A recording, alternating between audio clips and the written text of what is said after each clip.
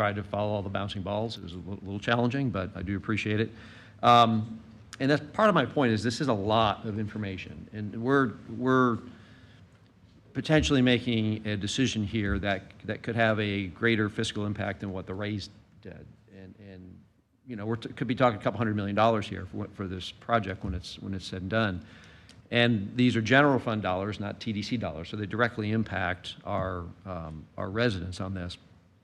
So I want to make sure that we've had this as transparent as we can, and we've allowed for as much public input as we can. And we're really in a great spot because we've got two competing properties here, and we should take advantage of that. And I think try to negotiate.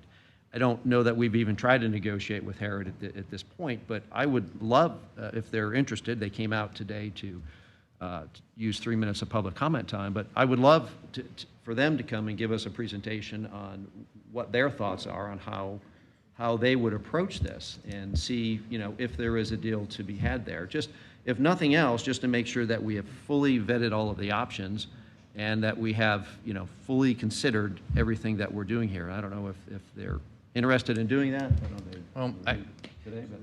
Commissioner, you know, I mean, I understand the concern, and I certainly wouldn't make a public process into staff work. You know, because that type of analysis and stuff we can do. If the commission wants us to back up and do the type of detailed analysis that they just talked about, it would take time. We'd have to do, you know, in essence, preliminary. Well, we only got preliminary this 10 days ago. Well, no, we started this a couple of years ago. This latest proposal was because Herod reached out, and so out of due diligence, I went back and re-looked at the property. But we had discounted the property because you're going to put one building in the front, you're going to put a building in the back and a building over here, of which will not be accessible to somebody that's handicap accessible. It's not as convenient. And when you look at the risk involved and all the things that we had that you won't know until they do very detailed studies on that, it just didn't seem like the risk was there or worth it. So from that standpoint, if the commission, if as a body you want us to look at that, we'll go back and do that type of detailed study. But I think our recommendation stands. I think this is the right property to be able to address our future needs. You built this complex 60 years ago, and this should last us into the future. I mean, all I'm suggesting is if we hit the pause button for a month to give Herod an opportunity to try to address some of the things that we've brought up here, I don't think would be a bad thing to do. I mean, 60 years we've been in this location. Another month isn't going to kill anything. Commissioner Eggers. Yeah, at $1,000 a square foot, that's about 317 million. At least that's doing the calculation.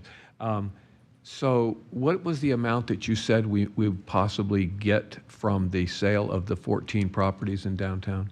So our broker opinion of value range is from 61 to 83 million. And then the kind of median range on the taxes was 133 million. And your cost avoidance for this facility, or these 14 facilities and buildings, properties in downtown Clearwater, your cost avoidance there is 146 million, is our estimate. Okay. So, and is that 130 and 140? That's all present value dollars? Yes. Okay. Yes. So that, in theory, that you said 146 of cost Avoidance.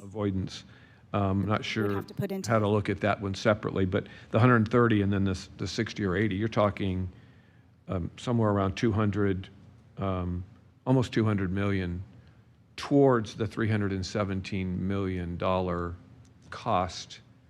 That's right. So when it comes to bonding, I was just doing the bonding numbers without all that, and it's over 23 million a year in payments, but that didn't include these deducts, so to speak. If we put the sale price of the property and, and the 130 That's million. right. So that's a big offset. So to the point of being able to apply those monies to our bonding, it would be nice to be able to bring and that. we'd have to bring to Commissioner Lavella's point and to what Commissioner Flowers said the other day, you know, if we're depending upon, pick a number, the value of these properties, you may do some type of short-term borrowing. We could do that through our solid waste fund or something like that, and then pay it back. I mean, and then pay it back once the sale of the property goes through. That way you're not you know, locked into long-term debt. We could come up with a funding structure for things like that to keep our debt low. Correct. Commissioner Peters. Commissioner Flowers. Thank you, Madam Chair.